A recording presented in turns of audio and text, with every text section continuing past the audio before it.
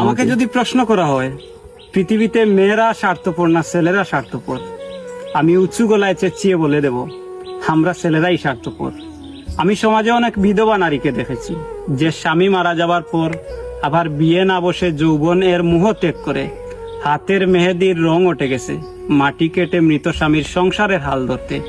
কিন্তু আমি কোনো পুরুষকে দেখি নাই এই সমাজে যে কাউকে ভালোবেসে বিয়ে করে বউ মারা যাওয়ার পর ওই ভালোবেসে বিয়ে করা মৃত মেয়েটির মায়া এবং তার স্মৃতি আগলে রেখে সারাটা জীবন কাটিয়ে দিতে।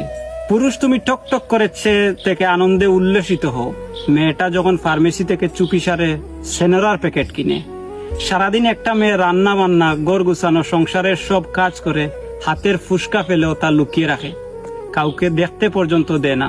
তারপরেও স্বামী এসে বলে মেয়েটা নাকি অকর্মা। পুরুষ তুমি অকর্মা বলার আগে একবারও ভাবনি যে মেয়েটা তোমাকে বাবা ডাক শোনাবে বলে 10 মাস 10 দিন শত কষ্ট দুঃখ সহ্য করে গর্ভে সন্তান ধারণ করে। তারপরেও তুমি কি করে পারো স্বার্থপর হতে?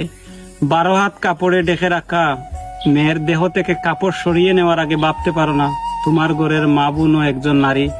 পুরুষ তুমি শুধু এটা জেনে রাখো কারো এটো থালা বাসন ধুতে শুধু শক্তি লাগে না, যা লাগে তা হলো বুক ভরা মায়া আর মমতা।